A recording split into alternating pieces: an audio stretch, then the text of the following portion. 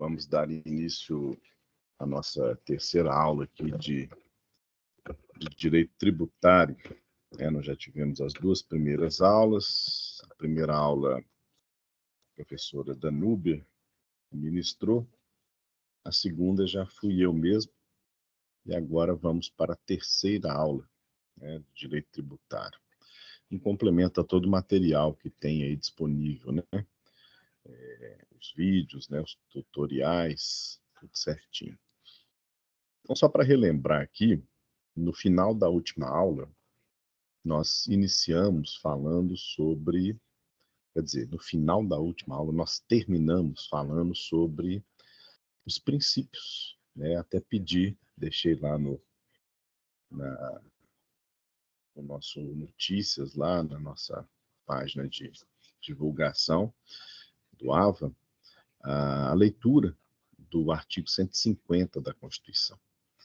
A leitura do artigo 150 da Constituição é bem importante para entender essa parte da matéria. Mas eu vou passar aqui, os slides que facilitam bem aí a compreensão dessa matéria que nós vamos tratar hoje. Então, vamos aí para o vídeo 3, Vídeo 3 dessa disciplina. Iniciando aqui, então, esse capítulo 4. Chama-se Limitações ao Poder de Tributar. Bom, por que limitações, ao poder de tributar? É interessante essa ideia de limitação, porque se trata de uma limitação imposta ao Estado em relação ao seu poder de tributar o contribuinte particular. Claro que esse poder é muito forte, então precisam de limitações normativas, para que esse poder não seja um poder arbitrário, para que esse poder não seja um poder sem nenhum freio, Então, são limitações mesmo, de fato, são as limitações a esse poder de tributar. Essas limitações, elas se dividem em duas: os princípios e as imunidades. Os princípios, aqueles que eu pedi que fossem lidos, nós temos ali uma constelação de princípios no artigo 150 da Constituição. Não é o único, vamos dizer assim, não é o único artigo, mas é o artigo mais importante, sobre a questão principiológica. Estou tentando aqui também, eu vou acessar pelo celular, que aí eu fico vendo vocês que quiserem participar. Então, lá no artigo 150, trata desses princípios. Tem outros princípios também, em outras, vamos dizer assim, em outros artigos legais, mas o artigo 150 é o foco, é o principal, tá? E, além dos princípios, as imunidades. Nós vamos ver que as imunidades, elas protegem os contribuintes justamente contra esse excesso eventual de poder, tá? Então, veja que agora buscando e focando nos princípios.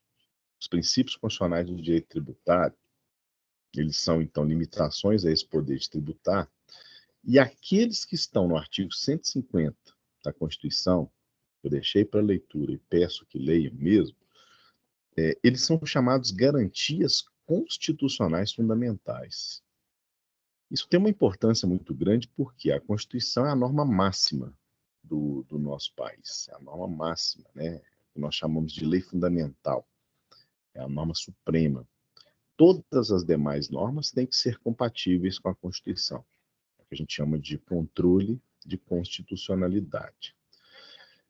Além de estar na Constituição, quer dizer, esses princípios que estão na Constituição serem princípios limitadores do poder de tributar, eles também são garantias do contribuinte de natureza fundamental. Sejam os contribuintes aí seres humanos ou mesmo as empresas, pessoas jurídicas, têm a garantia fundamental de um direito fundamental de que não pode ultrapassar aqueles limites impostos pelo artigo 150. Os outros artigos, quer dizer, os outros princípios que estão fora do artigo 150, eles têm uma dimensão de limitação do poder tributar, sim, mas eles não têm o status de uma garantia fundamental constitucional, não tem aquela força daqui dos princípios que estão na Constituição. Então, esses princípios do artigo 150 da Constituição são realmente diferenciados, né, em relação aos demais. Então, essas garantias, elas têm algumas prerrogativas, por exemplo, né, esse do artigo 150. São normas que nós chamamos normas de estabilidade duradoura, cláusulas pétreas. O constituinte derivado, quer dizer, os parlamentares, o Congresso Nacional, não pode propor emendas que venham a abolir os princípios do artigo 150. Eles são cláusulas pétreas. Não pode haver, está lá no artigo 60, parágrafo 4º, inciso 4 da Constituição, a referência é importante, não será objeto de deliberação proposta de emenda tendente a abolir os direitos e garantias individuais. Então, sendo os princípios do artigo 150 direitos e garantias individuais, né, fundamentais, não pode ser retirado por emenda, né? Além disso, outra prerrogativa é que a regulamentação desses princípios tem que ser por lei complementar. Logo abaixo da Constituição, né, as leis complementares é aquela que tem um quórum de aprovação mais exigente do que a própria Constituição. A lei complementar, ela só se aprova mediante maioria absoluta, né, quer dizer, mais da metade dos membros de cada casa parlamentar. Diferente da lei ordinária, que o quórum de aprovação é maioria simples, mais da metade dos presentes. Tá? Então, os princípios, eles são regulamentados por lei complementar, que é uma lei com quórum mais exigente. E veda, por exemplo, a edição de medida provisória, especialmente para restringir alguma coisa relacionada aos princípios. E ainda, como uma prerrogativa de ser garantia constitucional, estão sujeitas à interpretação extensiva. Quer dizer, se o princípio ele é protetor do contribuinte, é importante, então, dar uma interpretação extensiva a esse princípio para alcançar o máximo, né, de situações e também de contribuintes. Quais são, então, esses princípios, né? O princípio da legalidade é o princípio, é o primado, né, do direito a tributário, a legalidade, quer dizer, não há tributo sem lei anterior que o defina, a expressão do artigo 150, inciso 1 da Constituição e do 97 do Código Tributário Nacional. O princípio da anterioridade, quer dizer, todo tributo ele deve ser instituído, quando eu falo instituição, nós vimos na aula anterior, ele deve ser previsto em lei anteriormente ao exercício financeiro em que ele for ser cobrado. Então, um tributo que for cobrado no ano de 2024 tem que ter sido instituído no ano anterior, né? Para ter essa... qual que é o motivo da anterioridade? Para que o contribuinte se prepare para o pagamento, se planeje para o pagamento daquele tributo. Mesma coisa da lei. A garantia de que não vai haver tributos por decreto, por instruções normativas, né? Que seja nos trâmites legais. Passado ali pelo legislativo, passado pelo executivo, no chamado devido processo legal, ou melhor, no devido processo legislativo. Terceiro princípio, né, muito importante, que é o da isonomia. O princípio da isonomia significa que não pode ter tratamentos privilegiados, diferenciados. Uma isonomia significa a própria igualdade, tratamento uniforme. É claro que a igualdade ela tem dois sentidos, né?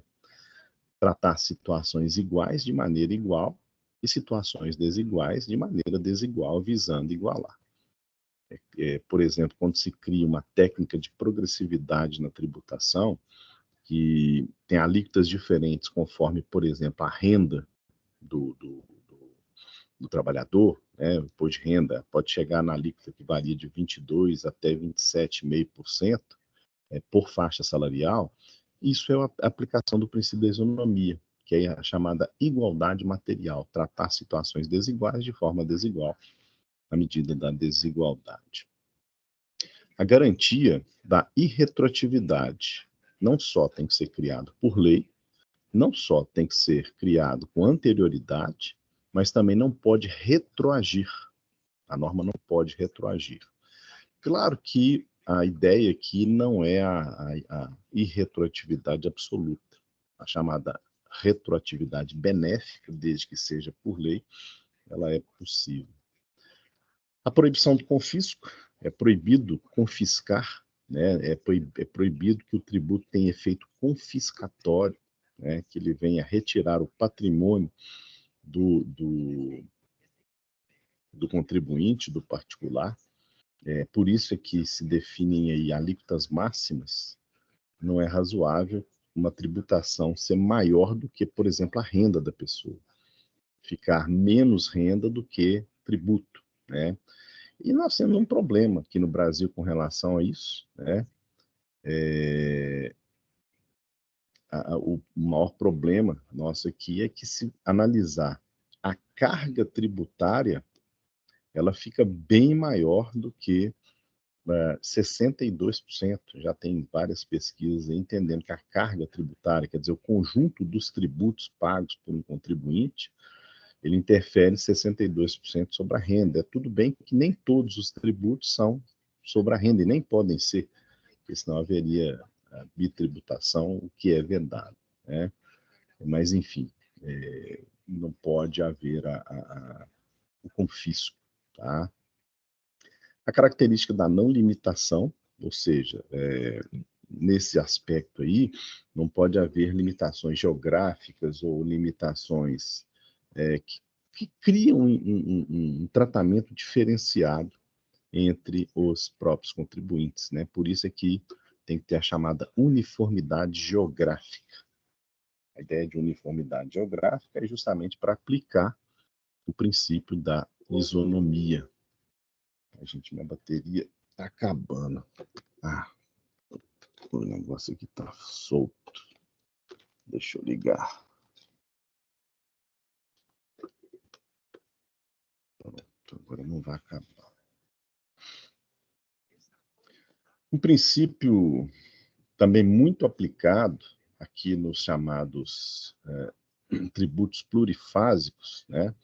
Aqueles que têm várias fases de econômica, como é o caso, por exemplo, do ICMS, é o princípio da não cumulatividade. É para que não recaia tributação sobre tributação, né? Então, é um imposto, por exemplo, chamado não cumulativo. Se ele efetivamente, né, já foi tributado em uma parte da cadeia, não pode incidir nas fases subsequentes sobre a base de cálculo já tributada, porque senão seria uma tributação sobre tributo, né? A seletividade, o princípio da seletividade, que é também aplicado aí à plurifasia, que a gente fala, né? Não podemos esquecer, da aula passada, eu mencionei isso, né? A questão do caráter extrafiscal, né? A extrafiscalidade do tributo, né? Então, tem a questão da seletividade, que pode interferir. Não discriminação quanto à procedência ou o destino. A ideia não é interferir de forma a coibir ou de forma a incentivar excessivamente um em detrimento de outro. A ideia ainda é da isonomia, tá? Vejam que esses artigos aí, já, né, esses princípios aí da uniformidade geográfica, não cumulatividade, seletividade, não discriminação, o princípio do non-lé, que não importa muito a operação, ela vai ter a tributação, não importa a cor, né, não importa a cor do dinheiro, a origem do dinheiro, tem que haver efetivamente a tributação. Estes princípios, então, eles não têm o status de garantia constitucional. Melhor, eles não têm o status de garantia fundamental, apesar de estarem alguns deles na própria Constituição. Tá? Eles não têm aquele status que os artigos, que os princípios do artigo 150, eles têm. Então tem que perceber essa diferença de tratamento, né? E vou dizer, de grau de importância entre os princípios, de modo que esses anteriores aqui são as pedras, né, as molas mestras aí do direito tributário, né, brasileiro. A reforma, é sempre bom falar, né, sobre essa questão, a reforma ela está trazendo uma novidade de princípios, uma série de princípios. Eu vou deixar para falar da reforma na última aula, tá? Para a gente poder fixar mais um pouco essas novidades da reforma, mas ela já traz alguns outros princípios aí que também vão alçar o status até de garantia fundamental. Bom, então vamos lembrar. Eu mencionei que as limitações se dividem em princípios e imunidades. Vimos os princípios e agora as imunidades. O que são essas imunidades? É uma exclusão da competência dos entes federativos, né, União, Estados, Distrito Federal e municípios, para instituir tributos relativamente a determinados atos, fatos e pessoas, expressamente previsto na Constituição Federal. Então, a imunidade, ela tem sede constitucional. O constituinte originário que cria a Constituição, ele fala assim, olha, esse ato, esse fato, essa pessoa não pode ser tributado. Isso consiste em uma imunidade, uma garantia constitucional de que aquela pessoa não será tributada. Tem alguns institutos que são muito parecidos com a imunidade. A isenção, a não incidência, a alíquota zero, desoneração, crédito presumido, a base reduzida. Qual que é a diferença? Bom, primeiro é a seguinte.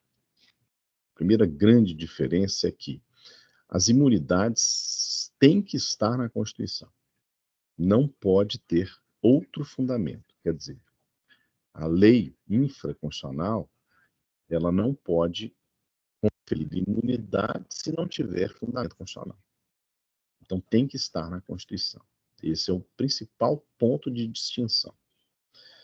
O segundo ponto de distinção é que a imunidade ela é conferida pelo legislador constituinte, não pode ser pelo administrador.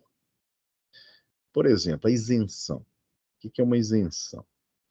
Incide a tributação sobre aquele fato gerador, mas o administrador ele está autorizado a não cobrar aquele tributo. Ele isenta do pagamento daquele tributo. A questão da não incidência, quer dizer, não existe a hipótese de incidir sobre aquele fato gerador. Engraçado, ontem eu estava tratando sobre isso, sobre a questão da tributação na cessão de créditos autorais. Um autor de uma obra produz uma obra, ele recebendo os valores da obra, né, no seu patrimônio, ele tem a tributação do imposto de renda. Né? Agora, se ele cede gratuitamente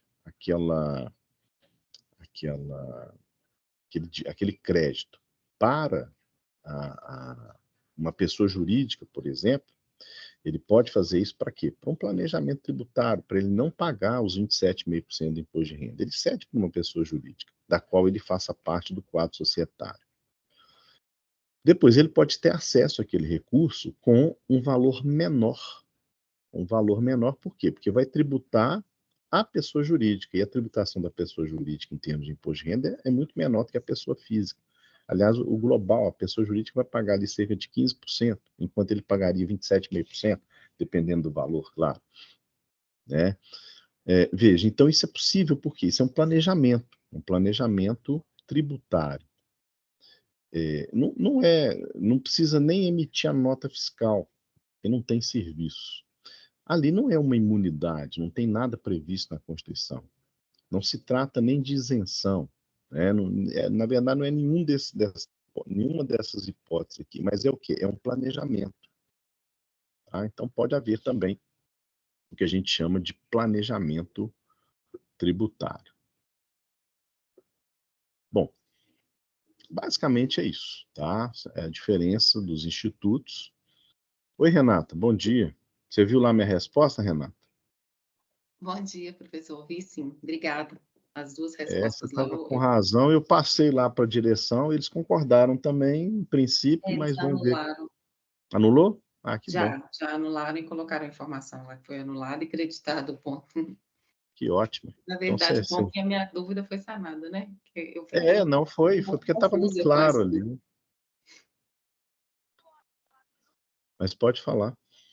Eu fiquei confusa, era com esses 2 institutos da exclusão lá da do tributo, porque eu falei: "Gente, será que em algum momento eles se confundem mesmo e eu que estou fazendo confusão?". Não, não, são três bem diferentes, né? Tem as causas de extinção, as causas de suspensão e as causas de exclusão, né? E é igual você viu lá, a exclusão são duas, a anistia Isenção. a isenção. A suspensão, as causas de suspensão, está lá no artigo 151 do CTN, significa quando temporariamente não se há exigência tributária. Se suspende a exigibilidade do crédito tributário. E os casos de extinção é quando não há mais como exigir, se interrompe, se extingue completamente a exigibilidade dele. Então, aquela hipótese do pagamento, né, ela é causa de extinção, e não de suspensão e nem de exclusão. Por exemplo, quando o contribuinte parcela, quando ele pede um parcelamento, é causa de. Vamos ver se você está afinado aí. O parcelamento é suspensão, porque ele ainda não Suspensão. fez um crédito Você total.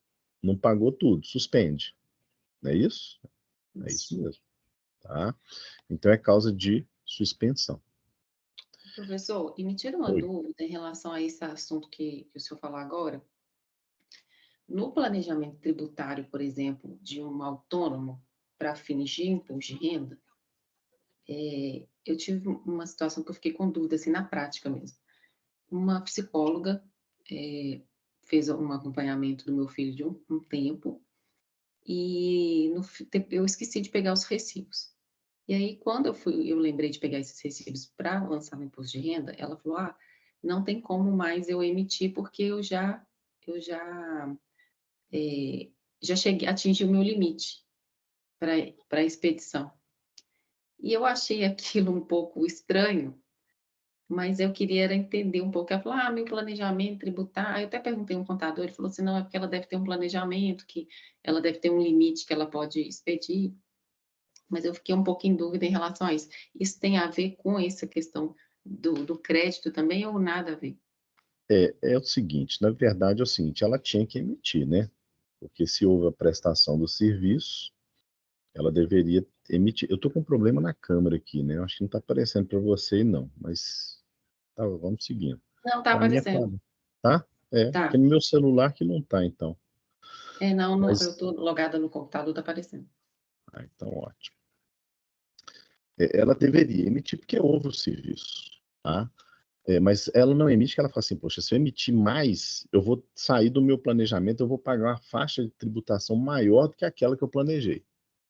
É isso, mas é um problema pessoal dela, né? Que ela deveria rever o planejamento dela, porque com isso ela está inibindo até clientes, né? Porque imagina Eu se achei viessem meio mais. estranho. É um erro pessoal, né? Ou do contador dela, que não fez adequadamente a análise, mas ela deveria realmente emitir, né, o recibo para que você pudesse aí utilizar normalmente. Tá? O planejamento, nós vamos ver, tem uma diferença aí, porque dependendo de como ele é feito, o planejamento ele pode se constituir num ilícito fiscal, né? Uma evasão de receita, uma elisão fiscal, né? Nós vamos ver essa diferença aí, mas é um risco muito grande. Se a receita, por exemplo, É muito difícil, né? Mas se a Receita consegue constatar isso, pode até autuá-la, tá? Pode até autuá-la. Entendi. Obrigada, professor. E uma outra dúvida que eu queria sanar é que lá no artigo 150, agora eu não vou me lembrar qual exatamente, mas naquela parte de vedação dos tributos, parece que está tramitando um projeto, eu não sei se é um projeto de lei, mas não sei se vai entrar isso na reforma, sobre a vedação de cobrança dos impostos para entidades religiosas, beneficentes. O que eles querem é instituir a cobrança?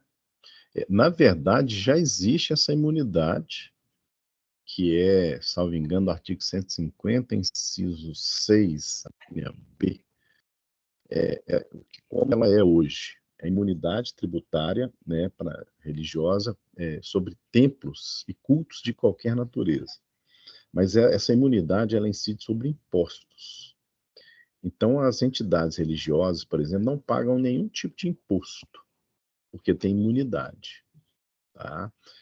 O que eles querem alterar é para que não paguem nenhum tipo de tributo, que é mais amplo, né?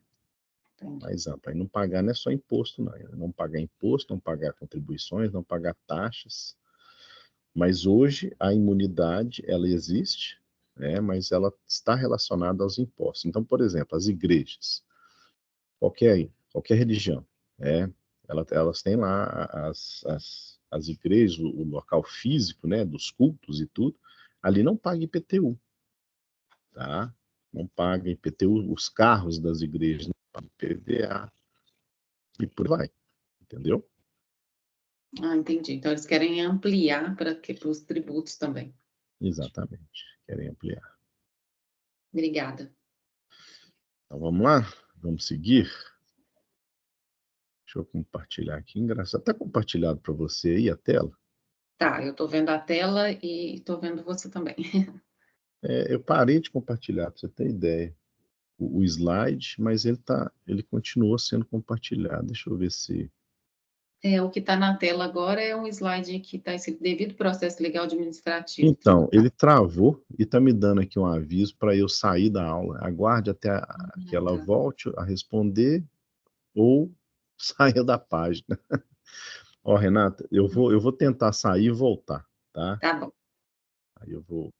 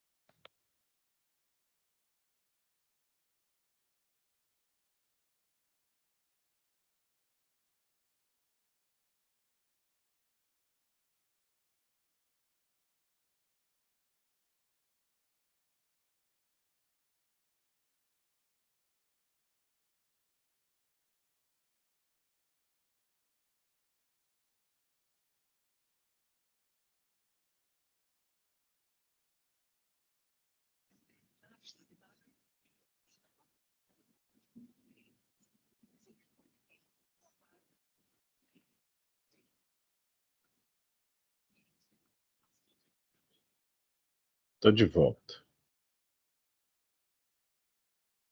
Tentando ligar a câmera aqui.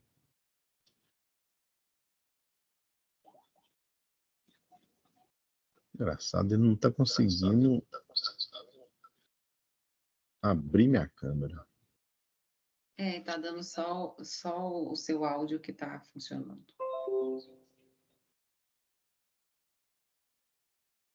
Vou sem câmera, então. Não, abriu. Agora deu. Ele tá lento comigo, ele tá de marcação comigo. Isso aí. Então, Coisas deixa de eu voltar. informática.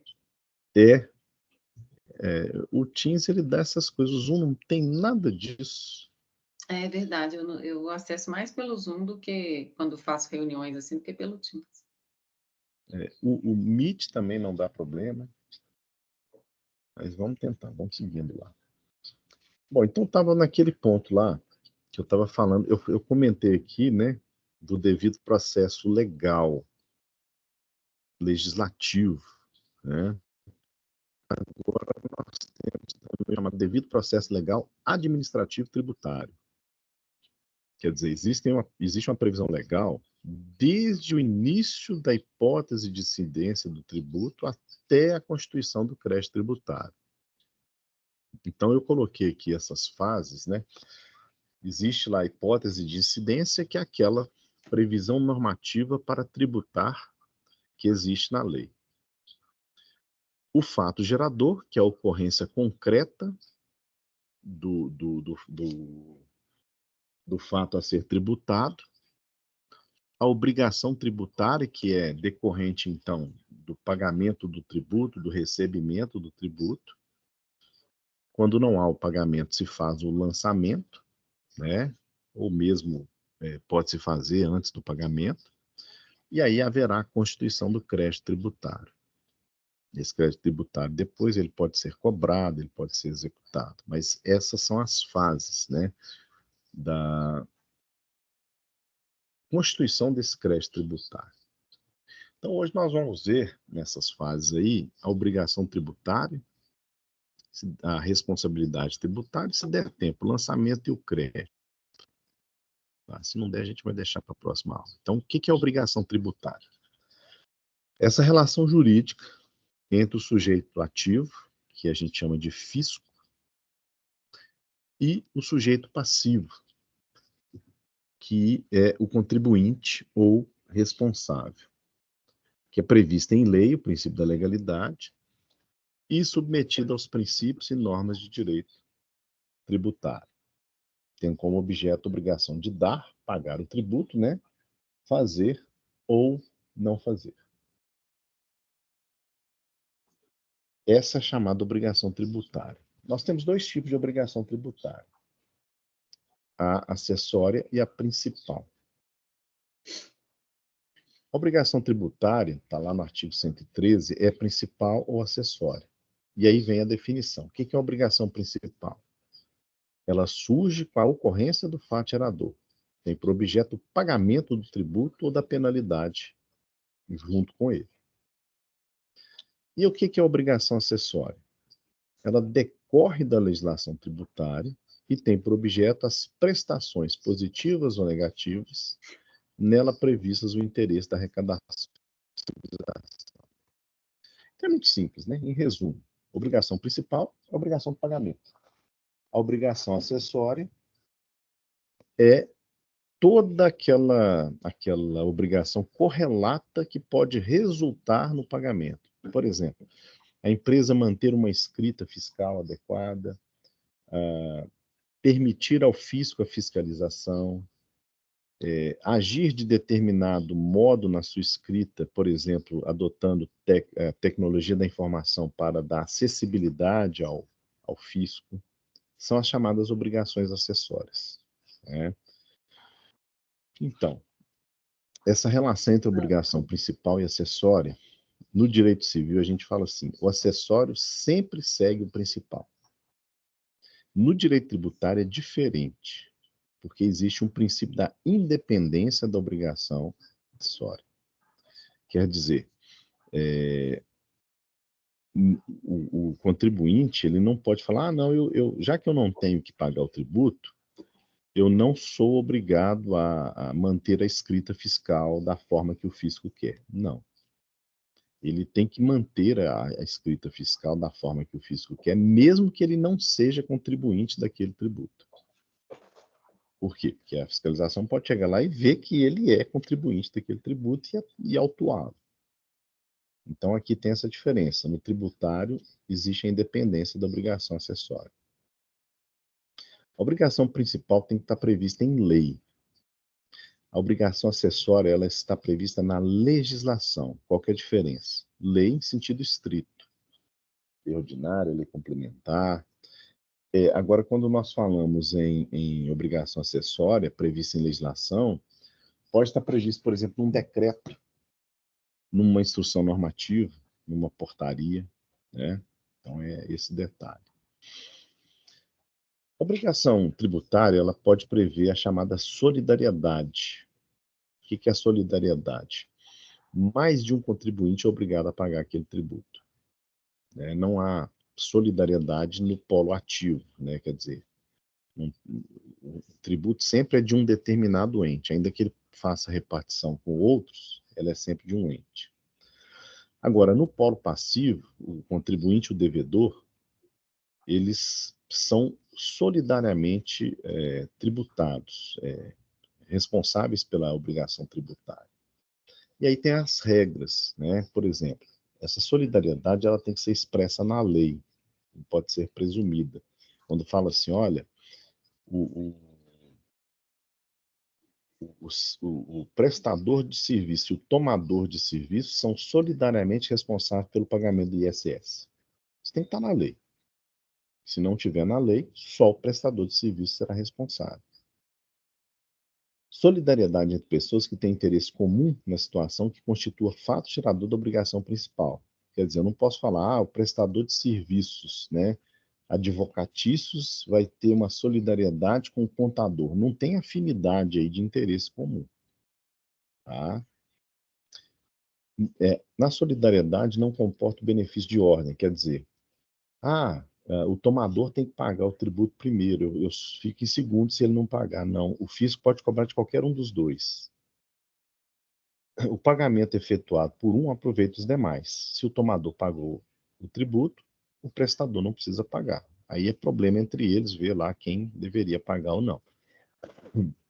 Também, havendo uma isenção ou uma remissão, que é o perdão, né, do crédito tributário, desobriga todos aqueles que seriam responsáveis pelo pagamento. E também a interrupção feita por um atinge a todos, né? A questão da solidariedade. O artigo 121 do CTN, ele faz essa diferença entre contribuintes e responsáveis. Veja lá. Nós temos sujeito passivo da obrigação principal, que é a pessoa obrigada ao pagamento de tributo ou penalidade pecuniária. O sujeito passivo pode ser o contribuinte, aquele que tem a relação pessoal e direta com a situação que constitua o respectivo fato gerador. Ou responsável, quando, sem revestir a condição de contribuinte, quer dizer, ele não tem relação direta pessoal com o fato gerador, mas ele decorre de uma expressa previsão ele ser responsável junto com o outro. O contribuinte é aquele direto, aquele que tem relação pessoal e direta com o fato gerador. Os demais são responsáveis. Todos eles podem ser solidariamente colocados no polo passivo, né? Do contribuinte, nós temos a classificação dele ser direto, de direito ou de fato, direto ou indireto. Contribuinte de direito, também chamado direto, é aquele que está obrigado legalmente pelo pagamento perante o fisco.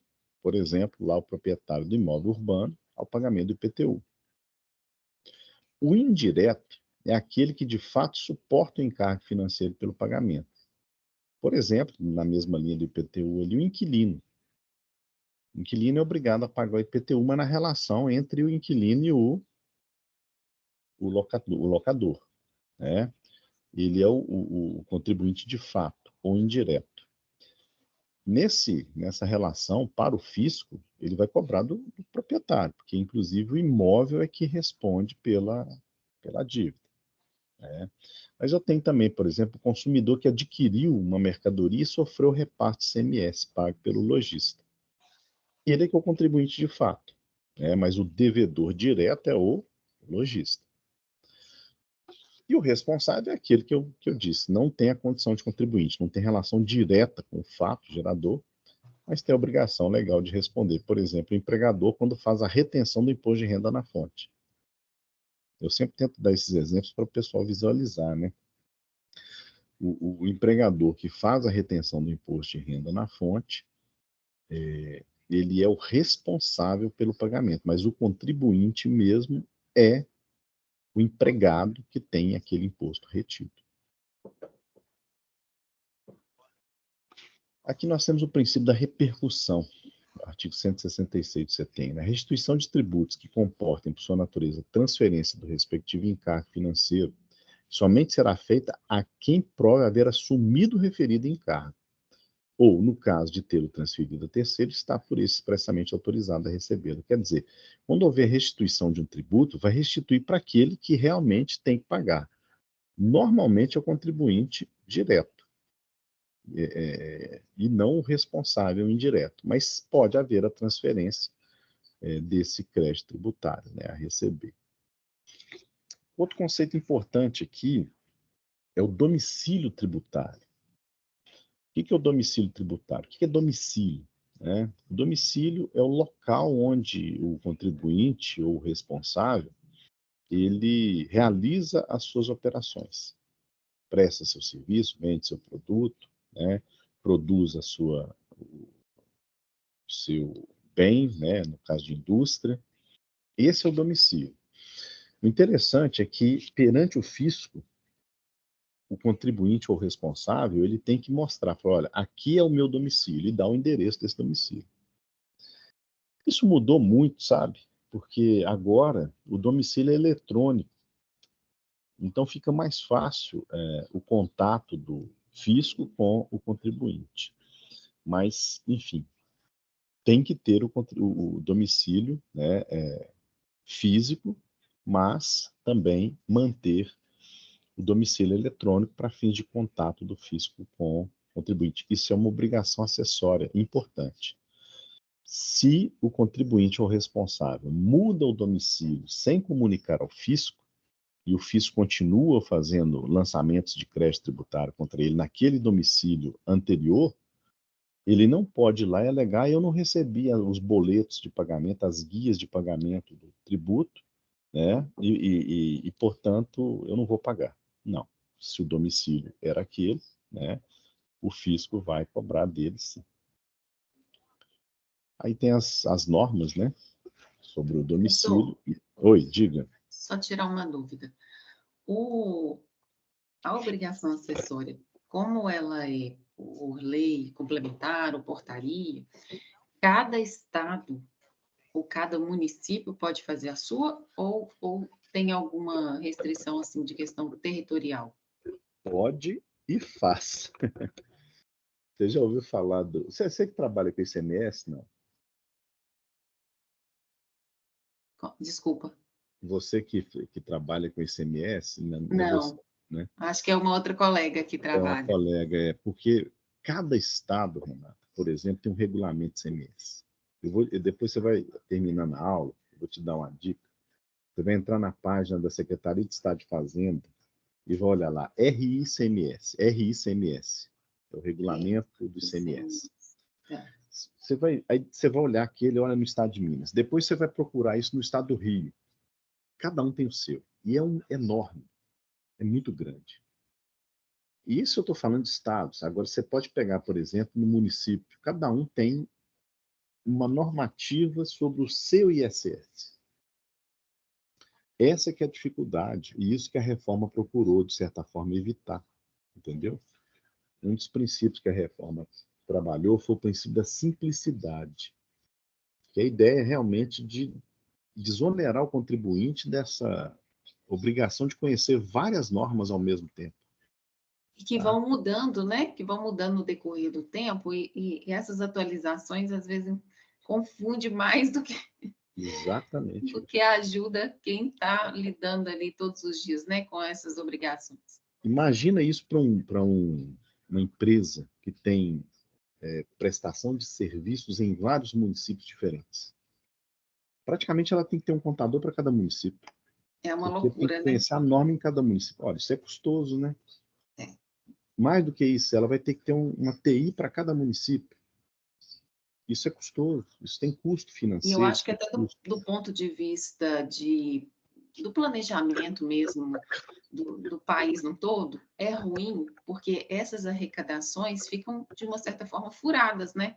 Porque não é todo mundo que vai ter essa disponibilidade de ter um contador que também seja estudioso, né? Esteja assim, o tempo todo envolvido com todas as atualizações das leis, fazendo tudo certinho conforme manda o figurino. E aí eu acho que esse planejamento fica até um pouco furado nesse aspecto, né? Com certeza, é isso mesmo. E a reforma procurou evitar isso com não só a unificação de tributos, a gente vai ver isso, IBS, CBS, o IS, que é o imposto seletivo, mas também a simplificação dessas normativas, especialmente das obrigações acessórias. E sabe o que acontecia na prática? E acontece, tá? Isso ainda acontece. Uma empresa dessa, ela vinha para o Estado e falava, ah, não, se você não me der um regime especial, né, tributário, que a gente chama de RET, eu não vou para aí, porque eu vou ter que saber a legislação de todo lugar, não vai dar conta. Simplifica para mim aí. Aí começavam a criar vários RETs. Pra você ter ideia, Minas Gerais tinha mais de 4.000 RET, regime especial tributário. Isso quebra um pouco o princípio da isonomia, né? Sim. Então fica uma situação meio complicada. Então é isso mesmo. Então a ideia é realmente simplificar. E vou mais, tá? Não simplificou como deveria, não. Vamos ver o que vai acontecer. Nós estamos num regime de transição aí, né? Vai iniciar esse regime de transição, mas eu não creio que vá resolver muito, né? Mas enfim. As mudanças acabam não sendo tão significativas, né? Não, infelizmente, né? Que a reforma ela poderia ser muito mais eficiente, eu penso. Mas eu não sou a favor do que aconteceu com essa reforma. Nós fizemos aqui, mais uma vez, empurrar a sujeira para debaixo do tapete. Nós deveríamos ter criado mesmo aqui o IVA, que é o Imposto sobre Valor Agregado, Imposto Único, sabe? E nós não criamos. Nós criamos um IVA dual, que é o IBS de um lado e o CBS de outro. Quer dizer, uma contribuição e um imposto. Não era para ter dois, era para ter um só. Vai dar problema. Nós vamos ver isso na próxima aula. Não. Aqui o que eu estava te falando, Renato, olha só. Conceito de elisão fiscal. Elisão fiscal consiste na conduta do contribuinte que visa economia tributária com base em planejamento tributário prévio ao pagamento de tributos, utilizando para isso manobras ou estratégias permitidas pela lei ou lacunas dessas, não se tratando de uma fraude fiscal. Então, o planejamento tributário ele faz parte da elisão fiscal, ele é lícito. Tá? Isso é muito importante, conhecer o planejamento, apresentar essa ferramenta aos clientes. Né? Olha, isso que eu acabei de falar dos direitos autorais, quando o autor cede o crédito de direito autoral para uma empresa, ele quer ter uma tributação menor. Isso pode ser feito, isso é planejamento tributário. Ah, deixa eu ver o que eu posso fazer aqui para gastar menos com pagamento de ICMS.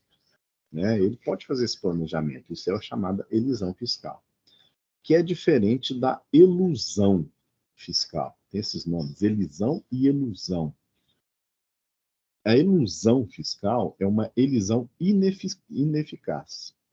Consiste em simulação de ato jurídico com vistas ao não pagamento ou pagamento a menor de tributo. Né?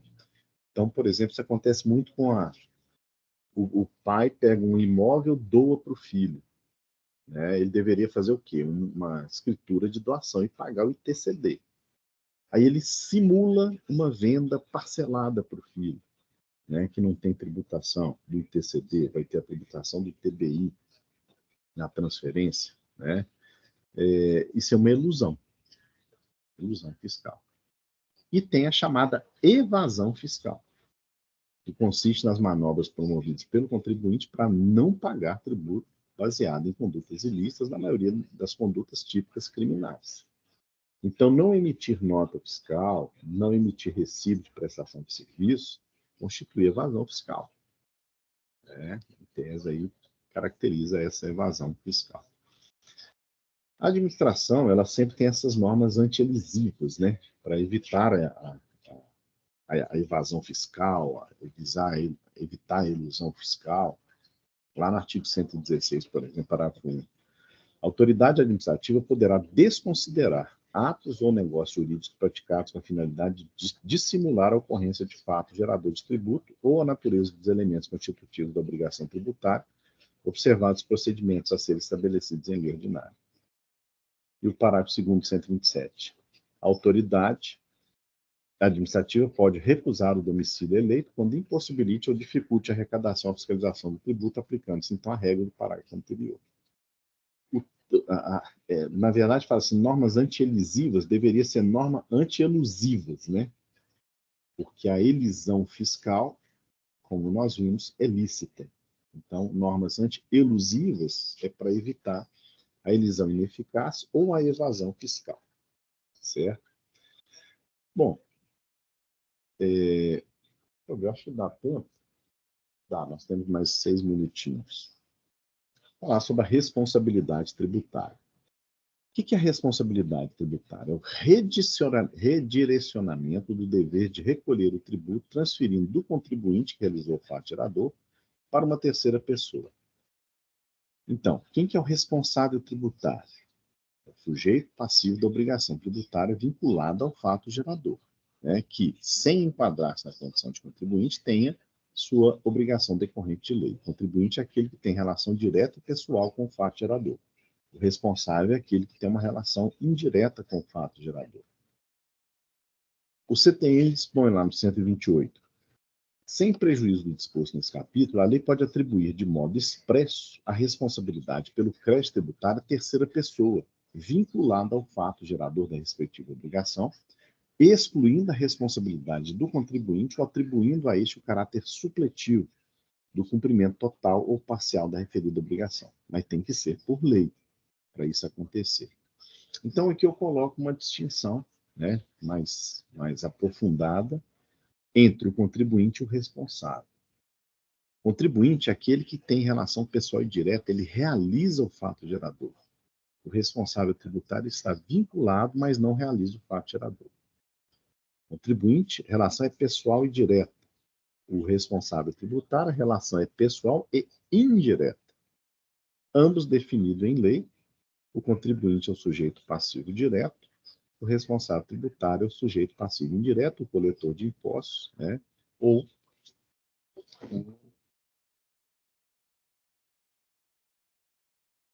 aqui faltou, né? É o coletor de impostos ou o sujeito passivo mesmo. Quais são as espécies de responsabilidade tributária ou sujeição passiva indireta? Na doutrina, são duas: por substituição ou por transferência, também chamada de substituição originária, por transferência ou derivado. Pela divisão do Código Tributário Nacional, são 3: dos sucessores, de terceiros e por infrações. É só uma classificação aqui. O que vem a ser a substituição tributária? A gente chama de ST. Né? É uma técnica de tributação utilizada em impostos, por exemplo, ICMS e IPI, esses impostos que têm várias fases na arrecadação, na operação econômica, melhor dizendo, e em contribuições sociais, PIS, PASEP, COFINS, semelhante à retenção na fonte do imposto de renda e das contribuições previdenciárias. Em regra, a substituição tributária consiste em atribuir a responsabilidade pela retenção e pelo recolhimento do imposto incidente em toda a cadeia econômica, até o consumidor final, ao responsável que está no início ou no fim da mencionada cadeia econômica. Tem duas espécies de substituição tributária: a progressiva ou para frente, a regressiva ou para trás, também chamada de diferida. E aqui eu coloco um organograma que vai facilitar a gente entender um pouco melhor. Olha lá, ST progressivo, substituição tributária para frente. Pega o ICMS aí, regime normal. Então a indústria vai, produz o bem, circula para o comércio, do comércio para o consumo. Né? Então, o certo seria, da indústria para o comércio, se aplica o ICMS. Do comércio para o consumo, se aplica o ICMS. O que é a técnica da ST? Está na parte de baixo. Da indústria para o comércio, né, você circula a mercadoria, aplica uma parte do ICMS. E da indústria para o consumo, você também aplica o ICMS, mas quem vai fazer o recolhimento é a indústria. Por exemplo, né, na substituição tributária, ela paga o que vai para o comércio e o que vai para o consumo.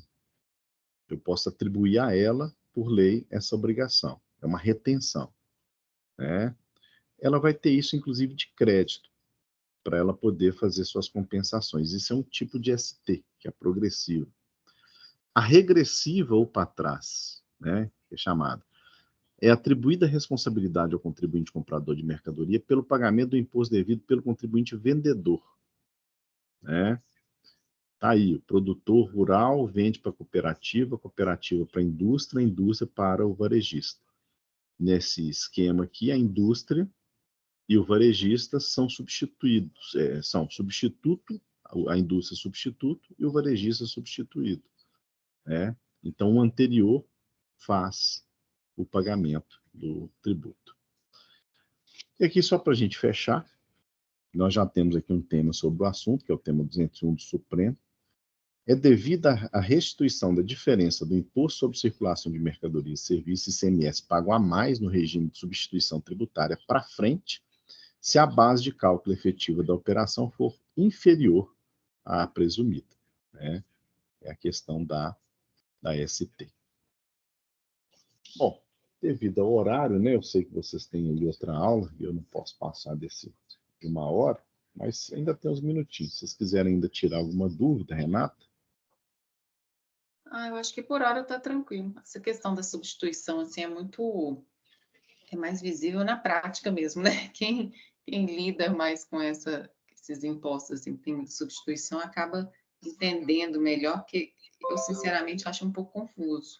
Ele é bem confuso, e não é Eu só já para você lidei, não, tá?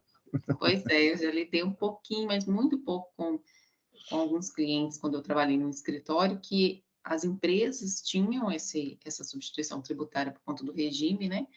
E, às vezes, quando eu ia emitir alguma nota de prestação de serviço, eles informavam isso por conta da retenção do COFINS, né? Do PIS e COFINS. PIS, COFINS, o ICMS. O ICMS é o mais comum, tá? Você No meu trabalhava, caso, lá era PIS e COFINS, e aí, às vezes, eu tinha. você está fazendo qual curso? Eu estou fazendo administração. Administração.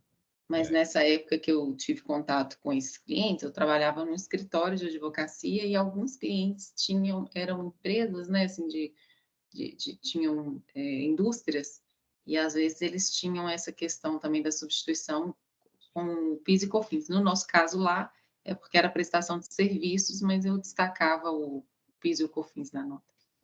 É isso mesmo. Isso é bem confuso na prática, porque às vezes fica difícil identificar quem é o substituto e o substituído. Às vezes as operações hoje são muito complexas também, sabe? Sim. E, às vezes envolve mais de uma cadeia. Eu coloquei o mais simples ali e já gera confusão, né? Mas por conta dessa complexidade das operações comerciais hoje, eletrônicas, né? Que envolve prestação de serviço junto com fornecimento de bens, você dividir o produto, o que é ISS, o que é ICMS, o que pode ter ST, o que não pode ter, é bem complicado na prática. Tem que aprofundar bem, né? nesse tema para poder entender. Verdade. Então, na aula que vem, eu vou terminar essa parte, né? E vou falar um pouquinho da reforma tributária. A gente tem essas aulas, eu vou falar um pouquinho dessa reforma, a emenda da Constituição 132, pelo menos um panorama geral, né? É legal. Esse tema eu acho interessante. É, legal. Então tá bom. Você tem aula agora? Tenho. Eu vou ver qual que é, porque eu tenho mais umas 4 disciplinas, agora eu tenho que ver qual que é aqui que eu vou logar.